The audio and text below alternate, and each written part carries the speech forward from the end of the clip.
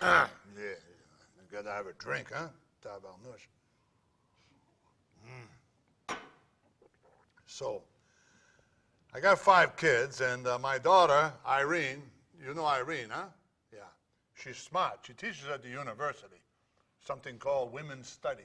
I wish I would understand women as well as she does. Anyway, so her mother died, and she wanted to hear all the old stories and all the old songs. Un crapaud pris dans la glace, pas capable de se décrocher. We used to sing that when the kids went to sleep.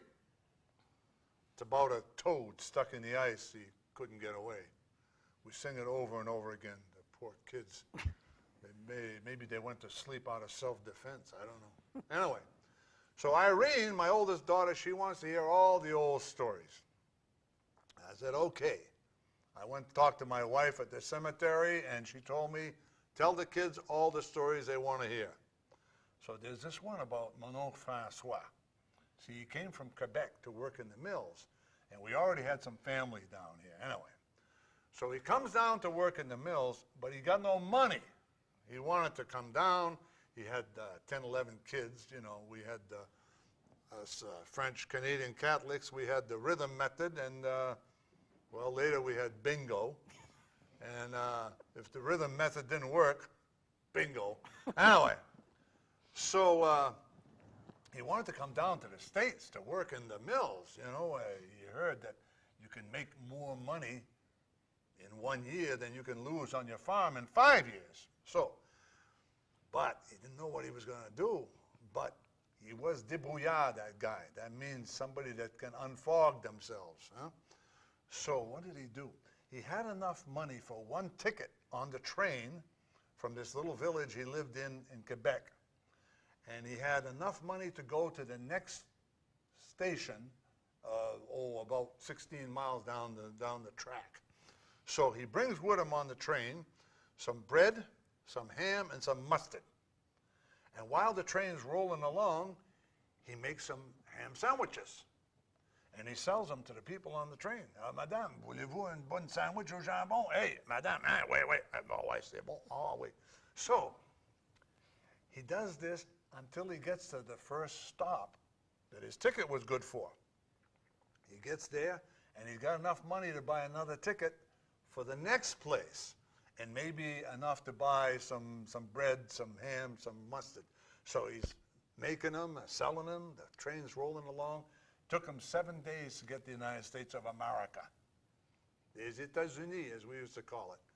And he got there. He worked for 1 year, double shift. You could do that in those days.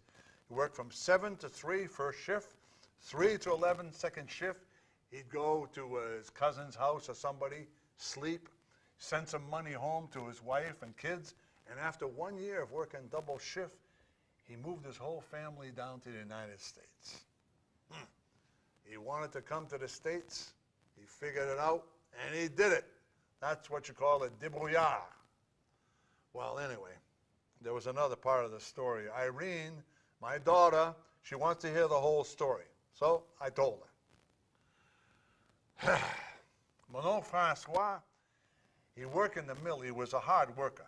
He worked his way up to loom fixer. That's a big job in the mill, huh? And he got his hand caught in some machinery. He lost 3 fingers. Well, of course, he lost his job. And then he tried to take the mill owners to court because they wouldn't give him no, what you call workman's compensation now.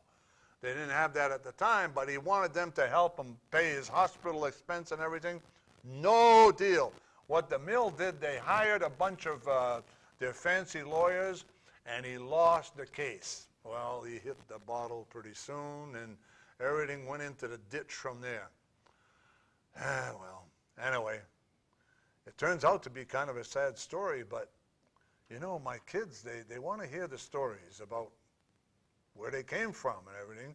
And my wife at the cemetery, I know it sounds a little funny, and the guys down at the Naughty Pine, when I tell them these stories about talking to my wife in the cemetery, they look at me kind of funny, you know.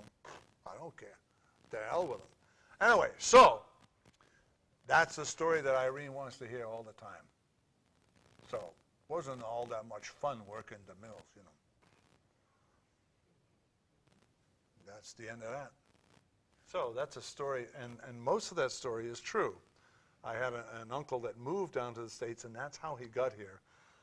The part about his losing 3 fingers and the lack of compensation was something that I found out at the archive in Lewiston, Maine. It turned out that for years, for a long period of time, maybe 50 or 60 years, not 1 cent was paid out for injury compensation in the Lewiston mills, because they'd hire lawyers and they'd find a way not to pay people for mill-related injuries.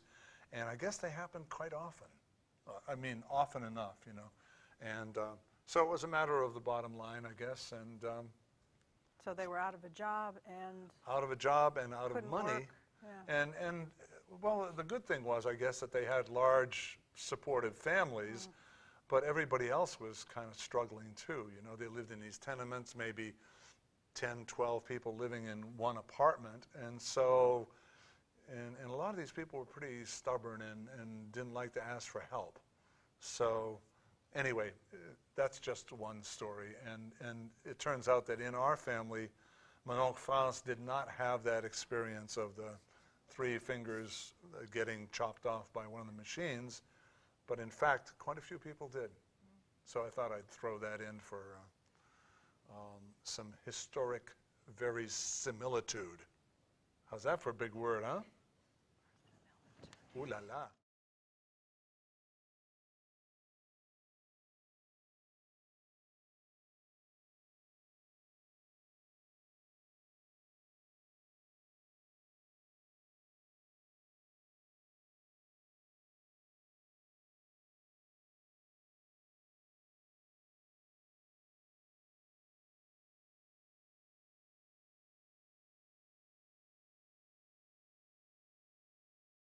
Thanks, Biddeford Public Access. I'm Maureen Lyons. This is Lyons Den. Thank you. Bye.